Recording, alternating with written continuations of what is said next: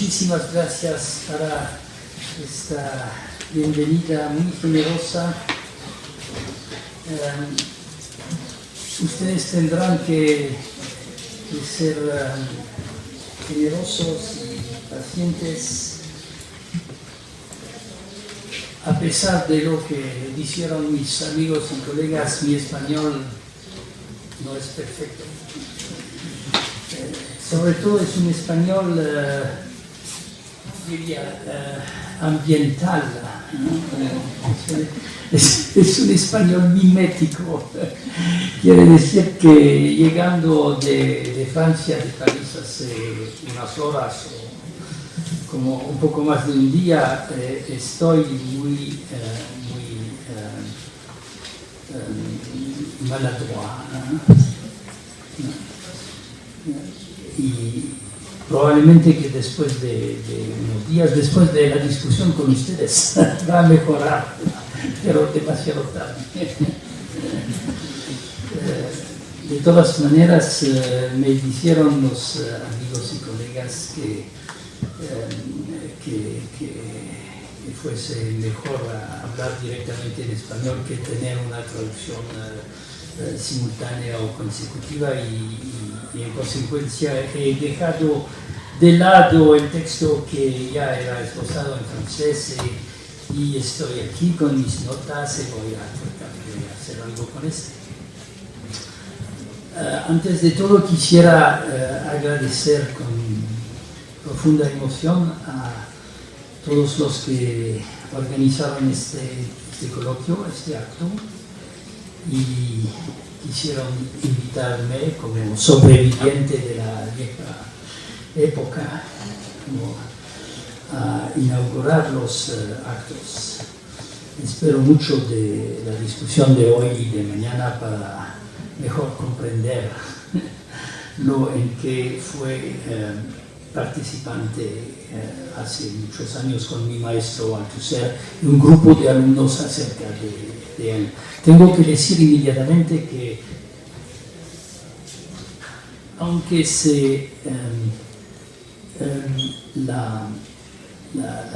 ¿cómo se dice? El título, el volante es muy hermoso, es muy bello y me da mucho honor. Es también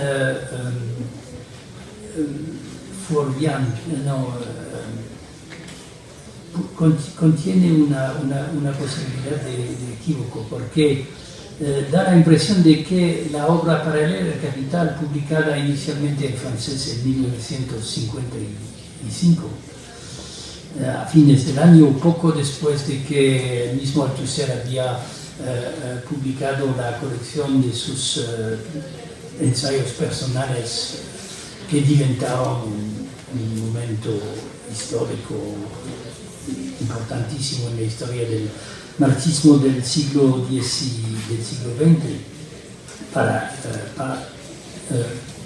Pour Marx, ¿cómo se llama? ¿En español? Para Marx. ¿Cómo? La revolución teórica, sí. Entonces el volumen colectivo publicado el mismo año y retomando las ponencias que habían sido presentadas en un seminario dirigido por el mismo Althusser en el año 64 y 65, contenía contribuciones de 5 autores. De 5 autores. El mismo Althusser, por orden alfabético, yo, Etienne Balibar, Pierre Macheret, todos conocidos luego y ahora como sociólogos y filósofos importantes. Pierre Macheret, Roger Establé, que diventó un sociólogo muy importante, especialmente de la escuela y de la educación, y importantísimo naturalmente Jacques Rancière, ahora considerado con justicia uno de los más importantes filósofos franceses vivientes. Y podemos discutir eso más tarde si quieren. Pero el hecho es que la traducción que se hizo al español como a otros idiomas dejó de lado las contribuciones de Mashrel, de Rancière y de Sterlet. Habían bajo esto divergencias intelectuales, diré algunas cosas de este, y también, de hecho, divergencias políticas. El mismo Jacques Rancière publicó algunos años después una crítica muy violenta y muy feroz a su maestro Althusser, con el título La lección de Althusser, obra muy conocida, obra muy inteligente y maligna. Y en consecuencia hay mucha gente en el mundo que cree que para leer Capitalismo Naval es la libra de Althusser. Y cuando me recibieron aquí, diré algunas cosas de este en un momento hace mucho tiempo. Y me hicieron todos mal, pero como usted es muy joven, nosotros pensábamos que con Althusser eran filósofos de la vieja generación marxista. Yo tenía que decir, no, yo era solo el alumno con un grupo de otros, trabajando bajo su dirección.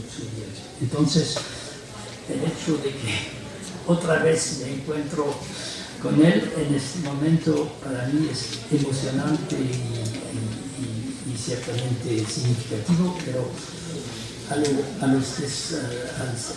mismo tiempo plantea problemas. Quisiera decir que hay también otras razones mezcladas con esas que sí hacen que para mí venir a México tiene una importancia especial. Vine a México por primera vez en 1978 y luego en 1979 dictó un seminario, una clase en la división de posgrado de estudios de posgrado de economía en esta misma universidad. Pero naturalmente también tuvo colaboraciones y discusiones con amigos. Algunos de ellos están aquí, Cesario, Gabriel, quienes enseñaban en filosofía y en ciencias políticas y en otras universidades. Y este quiere decir que, empezando en este tiempo,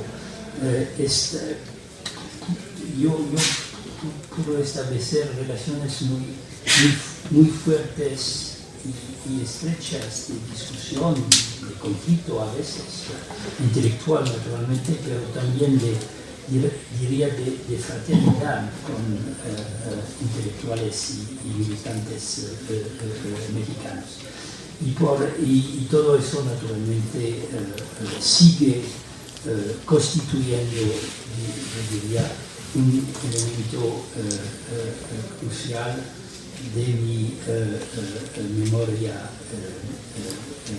personal. Decía el doctor de la Fuente hace un momento que el problema es reconocer su propia voz del pasado. No estoy seguro de reconocer mi propia voz, pero reconozco muy bien la voz de nosotros, de los amigos, y eso es importante. En 1990, cuando Althusser murió, después de 10 años trágicos de soledad y de enfermedad, pero también esa fue la época en que él encontró a mi grande amiga y también interlocutora Fernanda Navarro, quien es responsable para algo muy importante, que es la revelación del llamado último Althusser, porque hoy en día, a través de la publicación de muchas obras póstumas que en conjunto hacen más que 2 o 3 veces la cantidad de lo que él había publicado durante su vida, y hay razones que ciertamente se van a discutir en el coloquio. En aquel tiempo, en los años 80, todo eso era, para decirlo así, enterrado, subterráneo, pero vine a la luz a través de sus conversaciones con Fernanda, que revelaron todo un otro aspecto del pensamiento de Althusser a través de este pequeñito libro de Althusser, Filosofía y Profesión, de entrevista con Fernando. Entonces lo que yo quería decir es que en 1900, cuando murió Althusser, después de 10 años más o menos de desaparición pública, el más grande y más importante acto que fue organizado para celebrar, digamos, su persona y su pensamiento tuvo lugar aquí mismo, en la UNAM. Y los amigos presentes también hoy me telefonaron en París y me dijeron: tienes que venir. Yo había pensado, es imposible, no tengo el tiempo, la posibilidad. Ellos me dijeron: vamos a poner el acto en el momento en que tú puedes viajar a México. Entonces encontramos un periodo de 4 días. Hicieron el acto, vine aquí a México, donde no había estado desde hace años. La ciudad naturalmente ya se era desarrollada, los ejes viales se habían creado, la contaminación era también creciente. Por 4 días y 4 noches no pude dormir, ¿no? Porque tuvimos conversaciones y cambios de ideas y sentimientos día y noche. Más generalmente quiero decir que todo con un carácter especial que concierne a México, es testigo, es la indicación de que entre Althusser y América Latina más generalmente hubo una relación muy especial, aunque él nunca viajó a América Latina, ni a México, ni siquiera a México, ni a otros países, pero muchos naturalmente intelectuales y militantes latinoamericanos vinieron a Francia y discutieron con él. Sí que, de hecho, y no voy a hacer una lista, algunos de los althuserianos más notables. Althuseriano quiere decir una cosa muy contradictoria, incluye a los anti-althuserianos, pero que necesitan tomar su pensamiento seriamente, son de hecho intelectuales de América Latina, de todas partes. Eso, algunos han inventado famosos. El más famoso probablemente es el vicepresidente de Colombia, Álvaro García Linera, quien estudió las obras de Althusser en la cárcel, con otros, naturalmente otros aspectos, junto a otros aspectos del marxismo clásico, para desarrollar su propia interpretación de lo que en palabras althuserianas se podría llamar la combinación compleja y contradictoria de diversos modos de producción en la misma formación social, para inventar a una estrategia revolucionaria donde el problema indígena es tan importante como los problemas más clásicos de la clase obrera. Y habría otros ejemplos. No logro a saber, no logro, sí,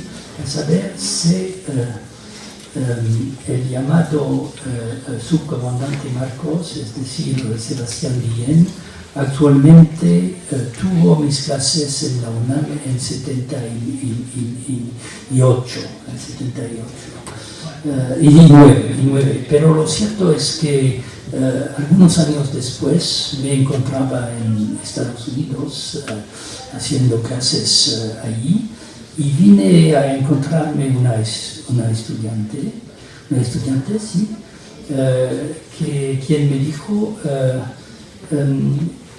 yo soy mandada por mi madre con un regalo para usted. Y me dijo, ¿quién es su madre? Y ella me dijo, mi madre es una filósofa mexicana quien ha conocido a usted en los años pasados en la UNAM. ¿Y cuál es el regalo? Y el regalo era la tesis de maestría de Sebastián Guillén, que yo leí naturalmente y que es muy influida por conceptos y temas althusserlianos, pero sobre todo hay aspectos que directamente hacen alusión a lo que yo y otros althusserlianos enseñábamos en este periodo, es decir, una crítica a la práctica escolar y a la institución escolástica burgués. Todo esto para decir que hay toda una red de influencias en las costas debidas a muchos factores. Entonces, volvemos a leer El Capital o para leer, ¿cómo se llama? Para leer. No, en francés es leer El Capital. Y naturalmente lo que yo quiero tratar de explicar para iniciar los trabajos de este coloquio es que no no es un nuevo acto de conmemoración, aunque 50 años hacen un espacio simbólico, y hay una tentación de pensar en modo nostálgico, casi religioso en ciertos momentos, en lo que fue en estos tiempos. Naturalmente es parte de las razones que nos agrupan aquí. Pero lo más interesante es discutir la posible actualidad de esa obra. Y quisiera empezar y a consecuencia, naturalmente, desarrollar una visión crítica de lo que se hizo en aquel tiempo, en una coyuntura que en muchos aspectos pertenece al pasado, pero crítica no quiere decir destructiva, es deconstructiva tal vez en términos hegelianos, pero no destructiva. Quisiera empezar con el simple hecho de que para leer El Capital fue una obra colectiva, y quisiera decir algunas cosas sobre que me parecen importantes con respecto al modo de producción y a las condiciones y a la coyuntura de la producción de Para leer El Capital. Pero antes de empiezo con una breve reflexión sobre el significado del título. El título Para leer El Capital se presenta como una palabra de orden, para decirlo así. Como ya el título inicial de lo que se tradujo la revolución teórica de Marx, porque en francés el título inicial es simplemente pour Marx, en favor de Marx.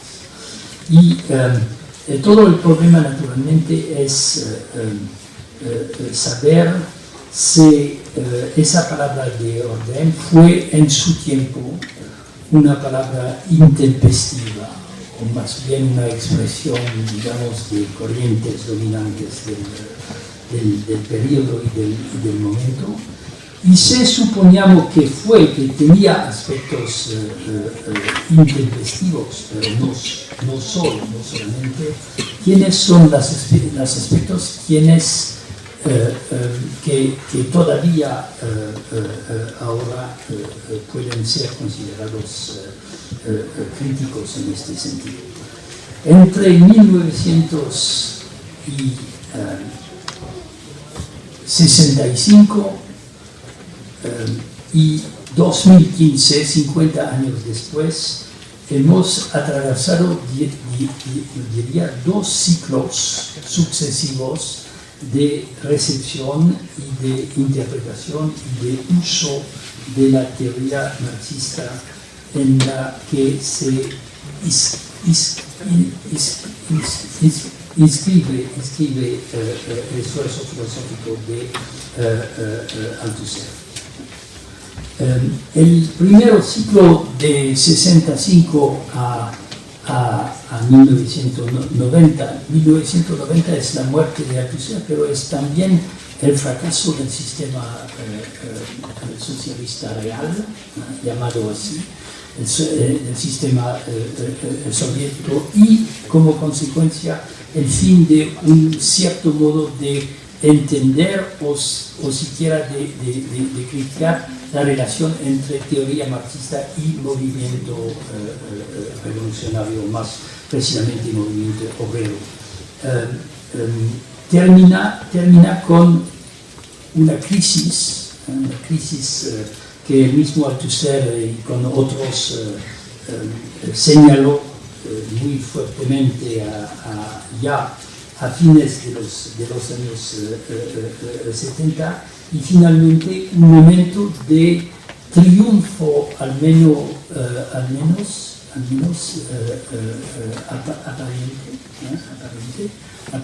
aparente. Yo no diría del antimarxismo, sino del liberalismo, o del llamado neoliberalismo como discurso dominante y método de interpretación de los cambios sociales y de los problemas políticos. Pero después de 1990 hasta ahora y 2015 hemos atravesado otro ciclo.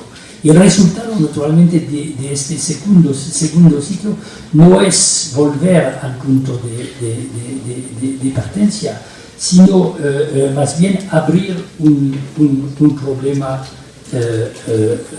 completamente abierto, de hecho, que es el doble problema de crítica al marxismo tradicional y de crítica a las formas dominantes del capitalismo de hoy. ¿Cuál es la situación, cuál es la estructura del capitalismo global de hoy? Por esa razón han vuelto los tiempos de la crítica no solo al capitalismo como economía, como sociedad, como orden político, sino a la economía política.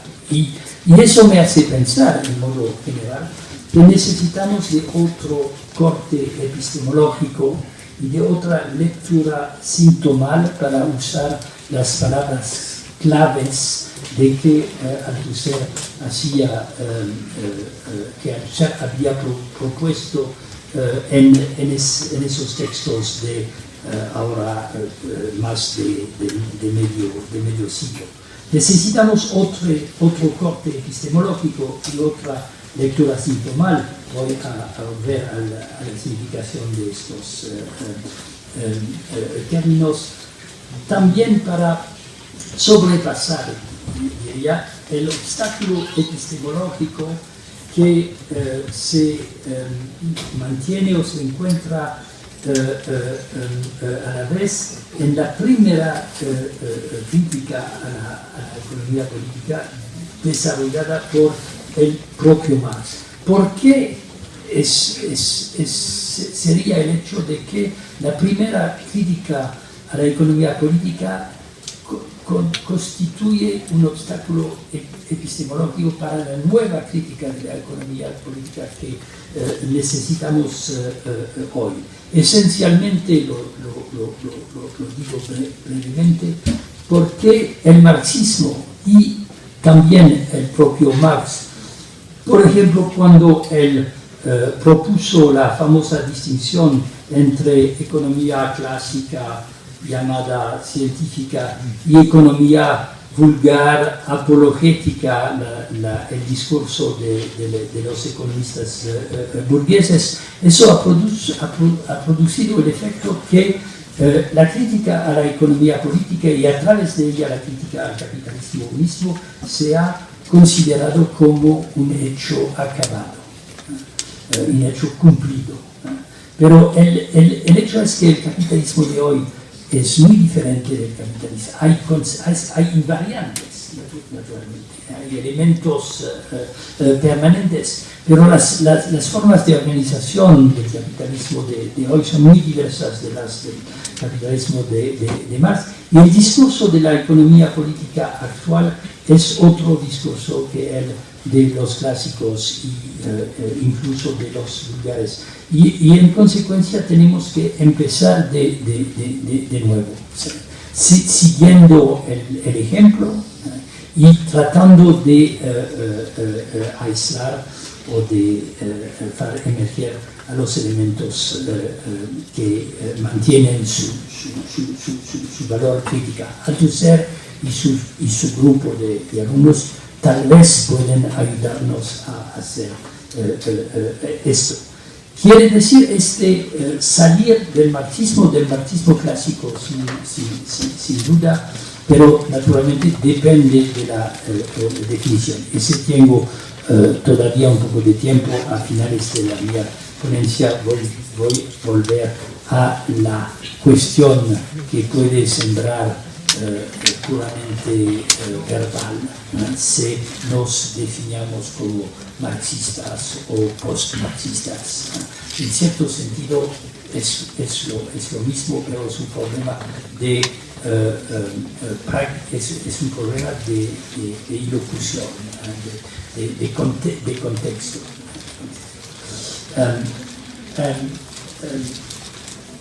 Volvemos a Paradero el Capital. El Capital fue un trabajo académico, eso es claro. El seminario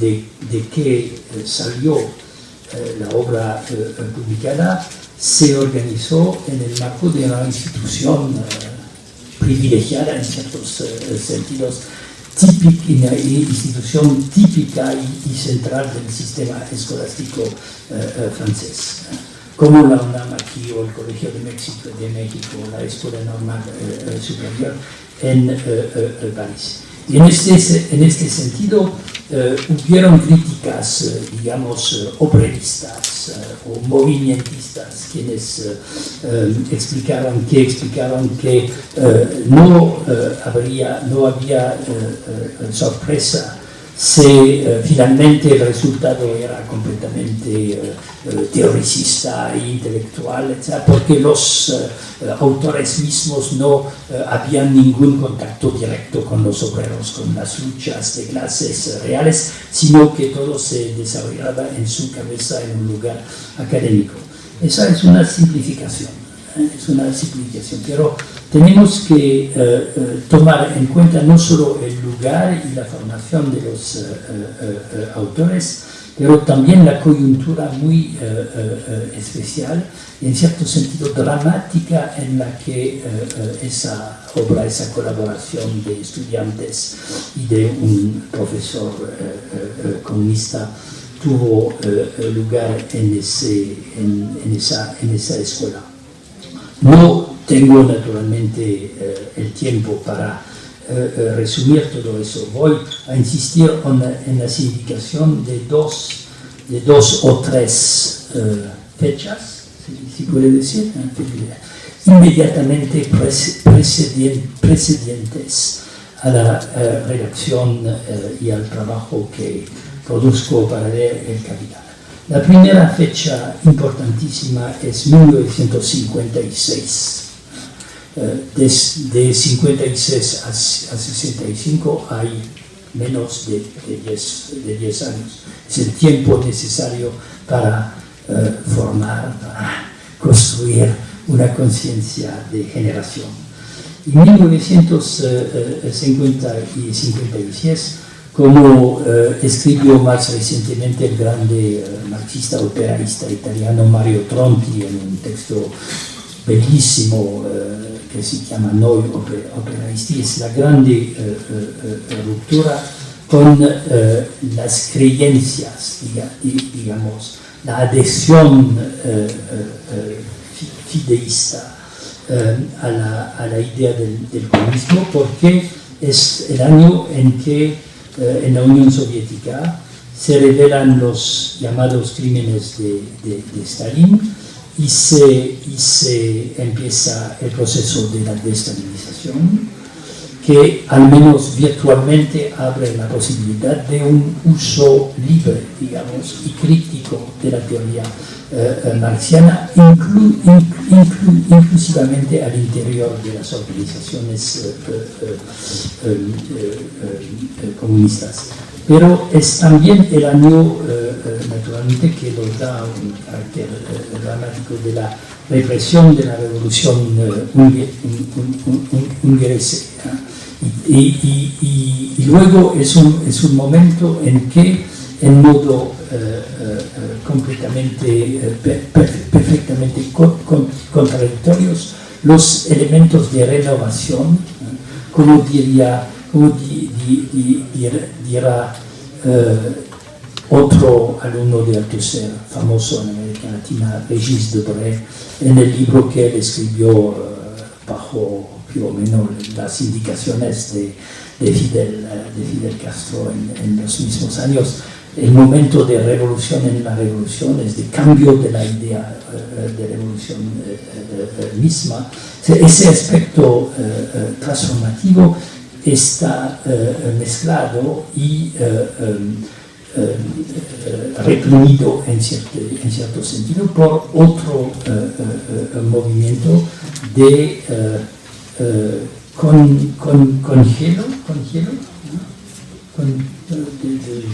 congelación, congelamiento y de dogmatización, digamos, del sistema socialista. ¿Cómo decidirse para uno o el otro aspecto para jóvenes intelectuales de nuestra generación? Lo que fue decisivo fue un otro aspecto adicional, pero muy importante naturalmente en el caso de Francia y otros lugares, es decir, el vínculo con las luchas antiimperialistas y anticoloniales. El hecho es que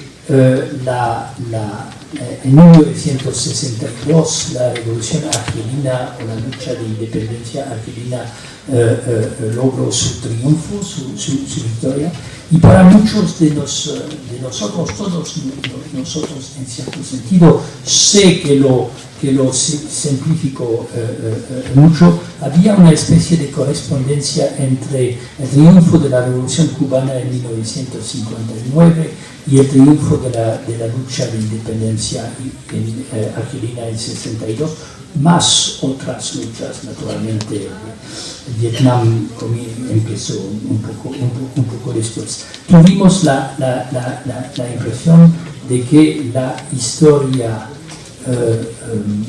empezaba de nuevo y que otra otro momento revolucionario se era abriendo. Entonces el grupo que escribí para leer El Capital se formó, se constituyó de la relación muy extraña entre un filósofo comunista al interior del partido, con pasado católico, eso es muy importante, a la vez crítico del estalinismo, sobre todo el estalinismo intelectual o filosófico, y de la destalinización khrushcheviana que él percibía como bajo la palabra de orden de una convergencia de los sistemas socialistas y capitalistas, convergencia basada en la ideología de la paz y en el mito del progreso técnico, la combinación típica de economicismo y de humanismo que él denunció. Y eso fue muy atractivo para un equipo, diría, de jóvenes comunistas, estudiantes de filosofías que no tenían ninguna formación marxista previa y que en ese sentido no eran cargados del pasado, para decirlo así, apasionados de novedades. Desde el cinema moderno, luego Rancière me ha dado ejemplos magníficos, pero también de epistemología y de filosofía de la ciencia en sus últimos y más avanzados productos en el marco al menos francés. Es decir, Lacan, la interpretación del psicoanálisis por Lacan, la epistemología de Bachelard y sobre todo de Canguilhem, y ya la obra del joven Foucault que nos dictó algunas clases. El resultado de esta cristalización, digamos, de tendencias intelectuales en el marco de una situación política muy contradictoria, es naturalmente él mismo un resultado contradictorio. En paralelo, el capital, y eso requiere que ustedes se dirigen no solo al volumen con Althusser y Balibar, sino al conjunto de la obra, es que las contradicciones internas que en la época no eran muy visibles y percibibles, han diventado hoy muy aparentes. Tuvieron un papel o juzgaron un papel en la explosión del grupo, sobredeterminada naturalmente por la política. Es decir, en los años inmediatamente siguientes, la escisión completa entre la Unión Soviética y la China, y la mayoría, pero no todos, de los alumnos de Althusser diventaron maoístas, y él mismo se encontró tomado en una situación muy difícil que no logró o no quiso solucionar. Luego empezó a juzgar una especie de doble juego entre el partido de un lado y los jóvenes maoístas por el otro lado. Pero cuando yo hoy trato de reflexionar sobre esta situación, donde yo, a diferencia de otros, me mantuvo con Althusser al interior del partido con dificultades crecientes, también por otras razones de los años 70. La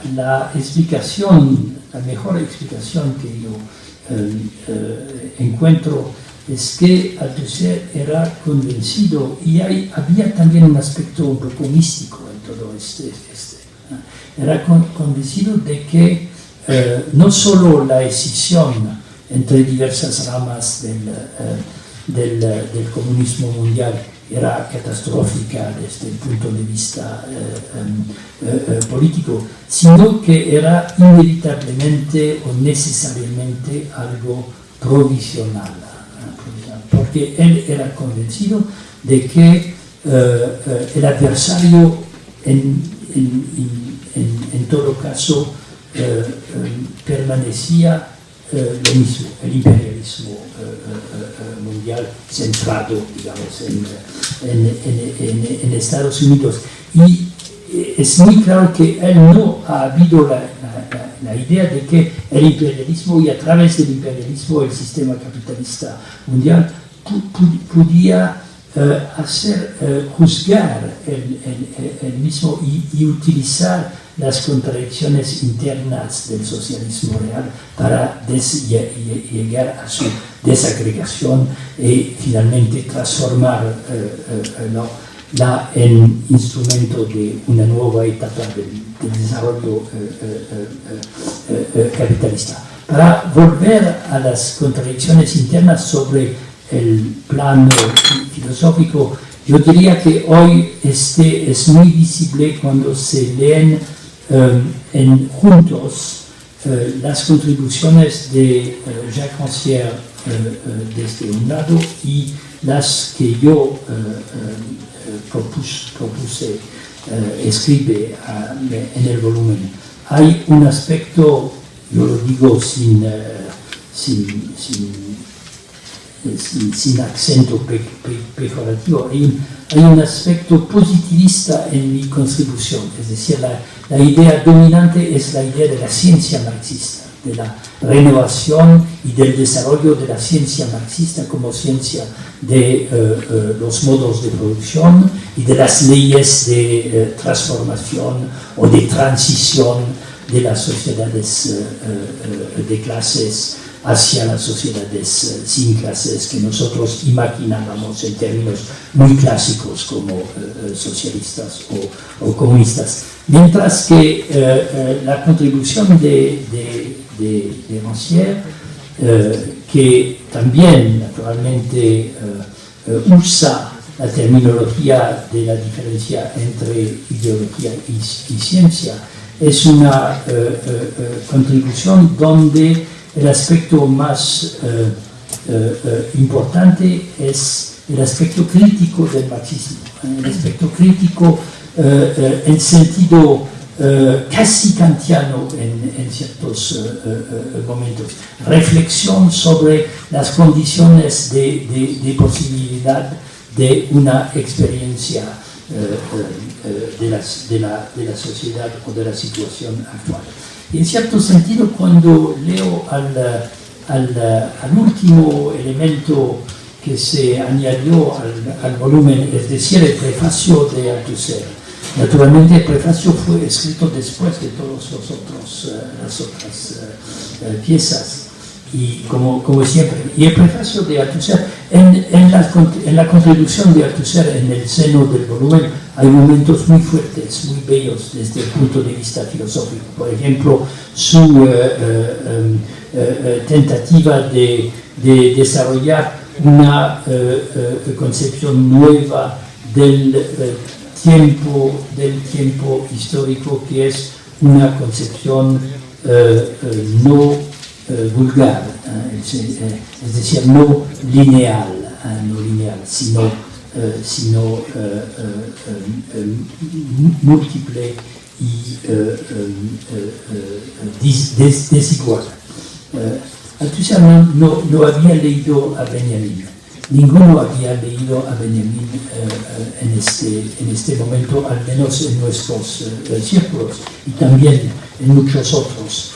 Las convergencias y las diferencias son muy interesantes.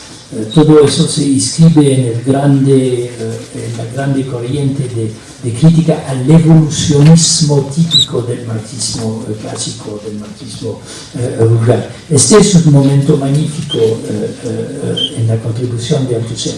Hay otros pasajes, como yo decía hace algún tiempo en una entrevista con un periódico francés, que son verdaderamente catastróficos, leídos hoy. Naturalmente mi juicio es un poco subjetivo. Entre los momentos catastróficos yo voy a poner su crítica a la obra de Gramsci. Es una crítica completamente staliniana. Y hay un criterio indudable de esa herencia, que es el uso que el mismo Althusser hace en este texto de la famosa tesis llamada leninista, pero de hecho continuamente enforzada y utilizada por el estalinismo oficial, es decir, la tesis que dice que la raíz ideológica y filosófica de las desviaciones de izquierda y de las desviaciones de derecha es exactamente la misma, es decir, el abandono del materialismo y la adopción de un punto de vista idealista sobre la historia. Y a consecuencia, Althusser nos explica en este pasaje que Lukács, de un lado como izquierdista, digamos, entre comillas, y Gramsci por el otro lado como derechista, entre comillas, comparten el mismo deniego y la misma ignorancia del materialismo marxista ortodoxo. Este es terrible. Naturalmente, más tarde, luego, Althusser volvió su la importancia de la obra de Gramsci, y aunque su relación fue siempre conflictiva con Gramsci, se acercó a conceptos o de todas formas a problemas fundamentales planteados por Gramsci, sobre todo en su lectura de Maquiavelo. Finalmente, sobre este punto, diría que si uno se vuelve hacia el prefacio de Althusser, el prefacio de Althusser es un texto típicamente aporético, no concluye, sino que abre una perspectiva muy fecunda, segundo penso yo, bajo el nombre, es el concepto final del prefacio, el nombre de efecto de sociedad. Voy a volver a si tengo el tiempo. Y más generalmente el prefacio lo interpreto así hoy. El prefacio de Althusser es una tentativa, para decirlo así, para retomar la iniciativa. Fueron los alumnos, yo, Rancière, Macheret, Stabler, otros que no publicaron, quienes en cierto sentido impusieron la orientación dominante en el cuerpo del texto, y luego esas vacilaciones entre una epistemología más kantiana y una epistemología más positivista. Pero al final, cuando Althusser relee al conjunto, no naturalmente puede reconocer elementos que vienen de su obra precedente, de los años previos, pero trata esencialmente de descubrir la perspectiva filosófica que sí hace posible sobrepasar ese tipo de dilema filosófico. Y la influencia, la inspiración, digamos, más típica en ese sentido es la inspiración espinosista. Ninguno de nosotros fue verdaderamente un espinosista en aquel tiempo. Lo diventamos más tarde, con la posible excepción de Pierre Macheret, que había escrito su tesis de maestría sobre Spinoza, y de quien, no por caso, Althusser toma una fórmula muy interesante en el curso del prefacio, lo cita en nota. Es una fórmula que dice, una fórmula enigmática, que dice: toda ciencia debe ser considerada como ciencia de la ideología, es decir, una idea mucho más dialéctica que la idea positivista de establecer a sí mismo sobre el terreno de la ciencia para eliminar a la ideología. Porque la ciencia no solamente que tiene que proporcionar explicaciones sobre el mecanismo de funcionamiento del capital, sino también al mismo tiempo una explicación de las representaciones ideológicas producidas por el capitalismo mismo, que sin las cuales el capitalismo no puede funcionar. A consecuencia, el proceso científico no solo se dirige al objeto, sino que se dirige también al mismo tiempo al sujeto, a las representaciones subjetivas que forman parte del objeto. ¿Cuánto tiempo puedo? ¿Cómo? 20 minutos, perfecto. Espero no sea demasiado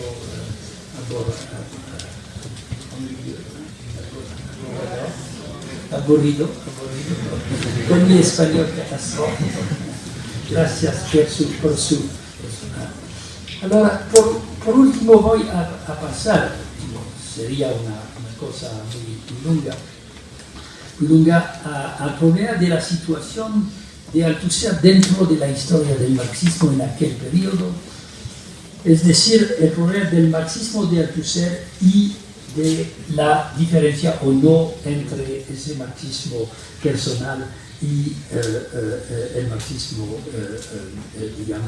institucional. En la obra de Althusser encontramos diversos tipos de enunciados propuestos para él mismo sobre precisamente el marxismo como formación discursiva y histórica. Esos tipos de enunciados no se encuentran naturalmente exactamente en los mismos lugares, ni forman parte de la misma visión de la situación histórica y contemporánea. Tienen entonces una historia y una cierta desigualdad interna. Pero los voy a tomar en modo abstracto, dejando de lado por un momento los contextos. Son enunciados muy diversos. El primer tipo de enunciados nos enseña, según Althusser, que ha habido en la historia un hecho que él dice irrevocable, es decir, en sus palabras, algo que ha habido un comienzo, pero que no tendrá fin, aunque se habrán vicisitudes y cambios. Y este hecho sería, en sus palabras, la fusión de la teoría marxista con el movimiento obrero. Es decir, desde el punto de vista de Althusser, esos dos fenómenos relativamente independientes, la invención de una teoría crítica o de una ciencia de los fenómenos históricos y del capitalismo de un lado, y el desarrollo de las luchas de clases organizadas en el movimiento obrero internacional, son procesos que se encuentran a un cierto momento, y es precisamente el encuentro que los establece, que los confirme y introduce en la historia un elemento de irreversibilidad. Es muy interesante desde el punto de vista de las publicaciones ulteriores de obras de Althusser, inclusive los que Fernanda y otros han revelado, que ese tema del encuentro se encuentra precisamente ya desde el inicio en la representación que Althusser tiene de la formación del marxismo. La diferencia, naturalmente, y la dejo de lado por un momento, es que lo que al inicio se presenta bajo la modalidad del irrevocable, o de la necesidad, va progresivamente a presentarse bajo la modalidad del aleatorio, de la contingencia, de la fragilidad, podríamos decir. El segundo tipo de enunciados es consagrado a indicar concierne una paradoja muy fuerte. Al inicio de su trayectoria, en el momento de la revolución teórica de Marx y de Paralelo al Capital, Althusser insiste en retomar el tema tradicional venido de Karl Kautsky y reutilizado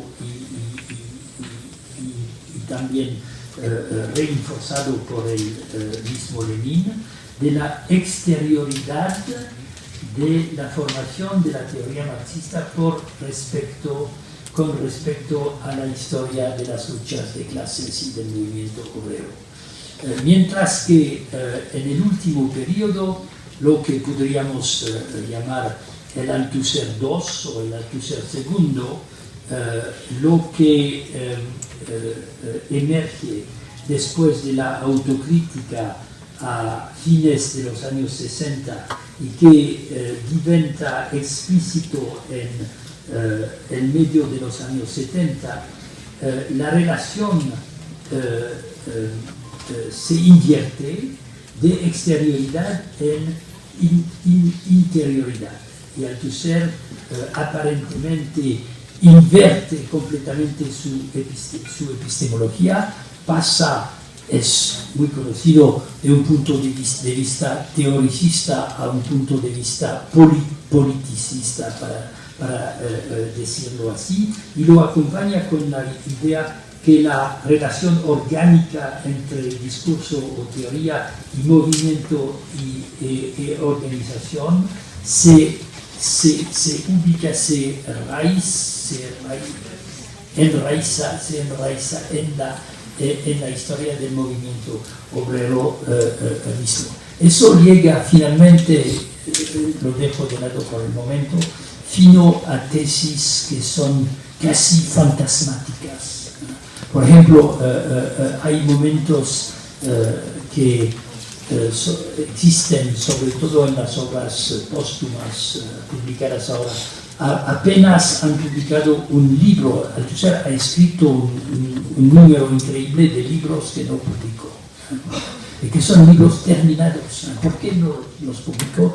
Razones psicológicas y políticas al mismo tiempo. El último libro que se publicó se llama Es ser marxista en filosofía, être marxista en filosofía.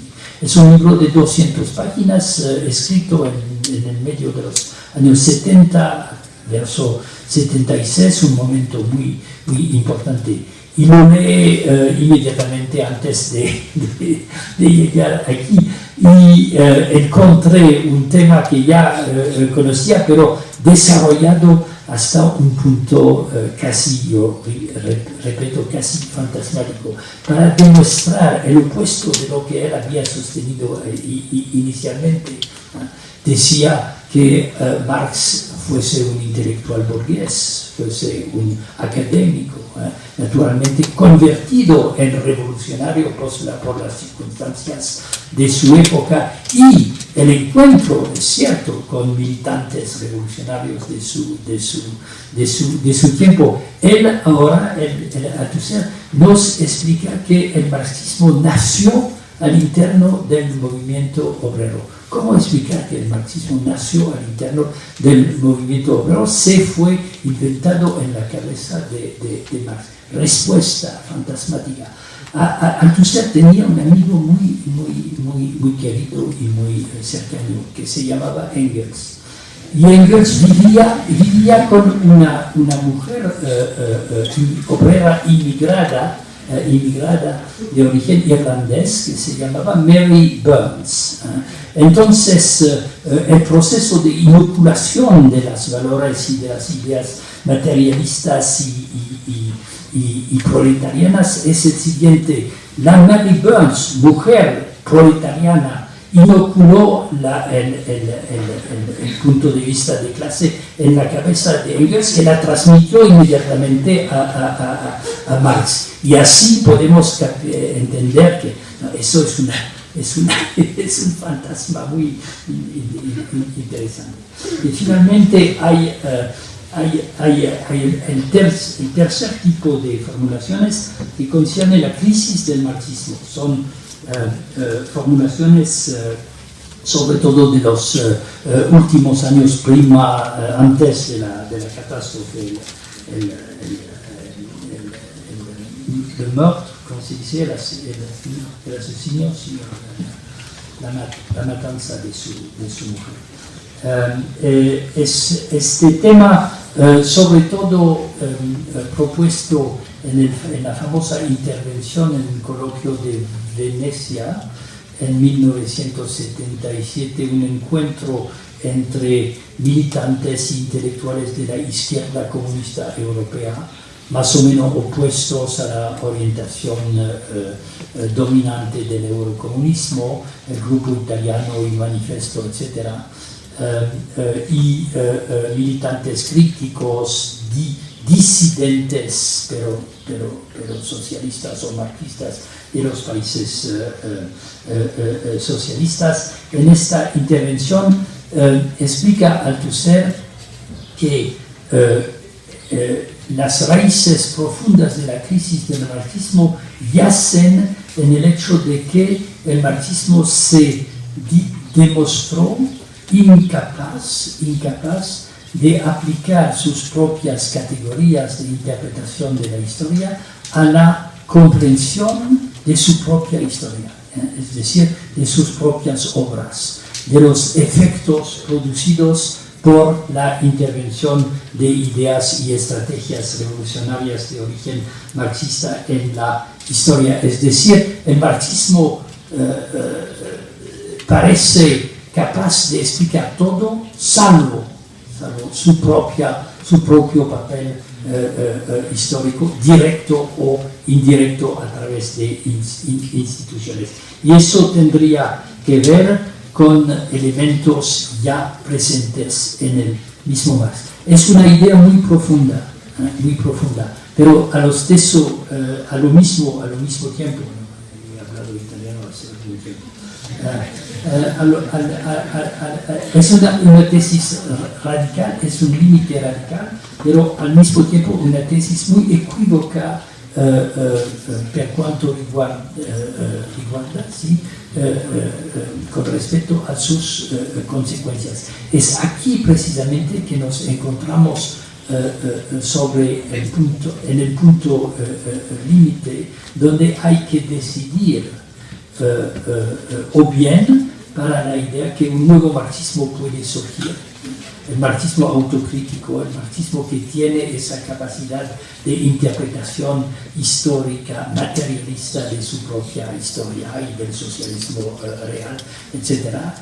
Y de los éxitos y fracasos de los movimientos revolucionarios, o bien hay que salir del marxismo, porque el marxismo está definido como todo movimiento histórico, como toda formación ideológica y histórica en la historia, por precisamente ese punto ciego, esa incapacidad de, digamos, saber absoluto, es decir, el saber de las cosas y el saber de su propia función y obligación. Mi propia tesis que quisiera proponer aquí es la siguiente. Es una tesis o hipótesis, es una formulación provisoria. Althusser, más que otros en el mismo periodo, digamos, y quisiera tomar grandes nombres de diversas orientaciones. La comparación, sí, comparación más interesante, naturalmente, cuando uno se interesa a la historia de la relación entre filosofía o teoría y movimiento comunista en la Europa de los años 65, en medio de los años 60, es la comparación con el operaísmo italiano, es decir, con el pensamiento de Negri, de Pansieri y de Tronti, sobre todo Tronti. Para mí, ¿por qué? No porque Negri y Pansieri no serían pensadores importantes, y sigo discutiendo con Negri en particular sobre la importancia de la herencia de Althusser, pero para una razón más precisa, que es que el mismo Mario Tronti escribió su propio Para leer el Capital exactamente en los mismos años, pero con una orientación muy diversa, inspirada, también ella muy crítica hacia la herencia de Gramsci, pero inspirada por precisamente el famoso izquierdismo de tradición lukácsiana. ¿Se llama, es traducido al español, Operae y Capitale? Sí. Entonces, la lectura que yo hice después de otros el año pasado con mis alumnos en América y Inglaterra, la lectura paralela, comparativa de Para leer el Capital, sobre todo las intervenciones de Althusser, y del libro de Tronti, es algo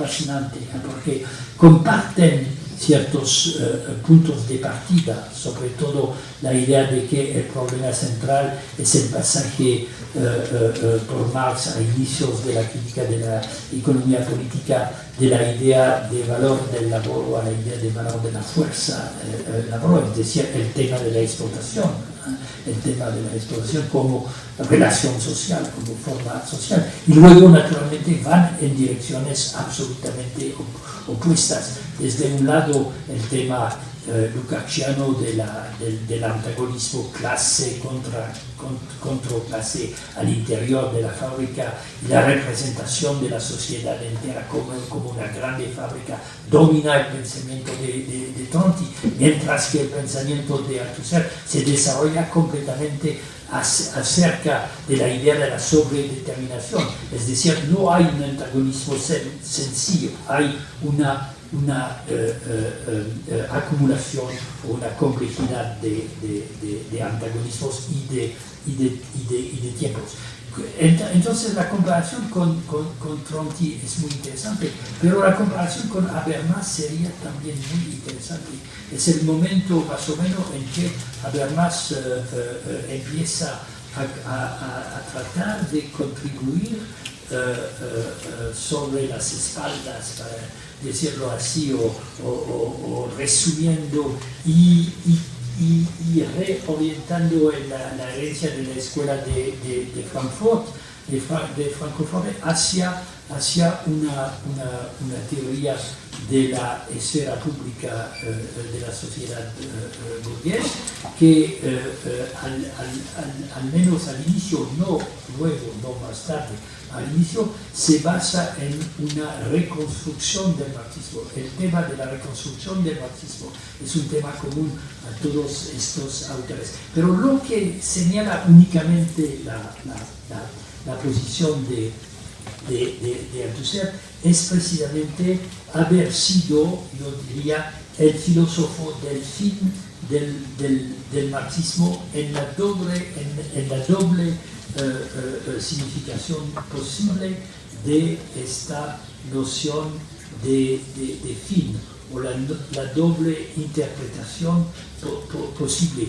Quiere decir, ese fue el título de una de sus obras no publicadas, que el marxismo es una teoría finita, es decir, hay límites internas, hay problemas que el marxismo puede explicar, y en cierto sentido ese puede dar lugar, puede abrir la posibilidad de desarrollos indefinidos, pero hay problemas que para el marxismo son invisibles, para decirlo así, son invisibles. El caso más problemático, naturalmente, el centro, en cierto sentido, de la iniciativa teórica de Althusser fue siempre el problema de la ideología. Althusser tenía la idea de que el concepto de ideología era el concepto filosófico central de la tradición marxista, pero que al mismo tiempo el marxismo no tenía los recursos para construir una interpretación materialista de la ideología. Había que buscar elementos fuera del marxismo en Spinoza y sobre todo tal vez en Freud, es decir, una combinación del problema de la historicidad y del problema de la eternidad o del invariante, del inconscio, de tal manera que la incapacidad del marxismo de entender a su propia historia también era radicada en el hecho de que hay un elemento inconscio en la historia del marxismo que el marxismo mismo no puede explicar. Esa es una de las posibilidades de interpretación. La otra posibilidad de interpretación, naturalmente, es que el fin o el carácter finito, acabó. El carácter finito de la teoría marxista, ese mismo es un proceso sin fin. Es decir, el marxismo se mantendrá, es una idea muy no solo asombrosa, pero inquietante, no muy aceptable en cierto sentido. Entonces, se mantendrá en la situación de crisis para un tiempo indefinido. Yo pienso a menudo cuando leo esos textos y logro a la idea de que Althusser había casi conscientemente percibido a sí mismo como al teórico del fin del marxismo, a una fórmula, es una comparación peligrosa, pero inevitable, que usan algunos filósofos que quieren discutir problemas de la historia de las religiones. La idea que, por ejemplo, sostenida por Jean-Luc Nancy y otros, que el cristianismo es en cierto sentido la religión de la salida del religioso. Contiene una contradicción interna. Hay algo de este tipo en la representación que podemos hacernos de la posición de Althusser, una posición paradójica con un pie se quieren al interno y otro al externo, o tal vez una posición que nos conduciría filosóficamente a poner en cuestión, a cuestionar la misma distinción fenomenológica del interno y del externo. Mi viejo amigo, compañero y colega porteño, Emilio de Ipona, profesor altoseriano de Buenos Aires, como ustedes saben, ha publicado hace algunos años un libro muy bello sobre Althusser con el título Althusser, El infinito adiós. El infinito adiós es un posible nombre para todo eso. Pero naturalmente yo no pienso que nosotros hoy en día podemos mantenernos indefinitivamente en la situación de crisis final, para decirlo así. Sin embargo, releyendo a todos esos textos, o la impresión muy fuerte de que vale la pena escoger y explorar fino en el fondo los elementos contradictorios de esa crisis para tratar de imaginar a una solución posible, es decir, un marxismo después del marxismo histórico, o un marxismo o un post-marxismo o un neo-marxismo per la edad contemporánea y las luchas que nosotros como ciudadanos del mundo hoy día tenemos que afrontar. Muchísimas gracias.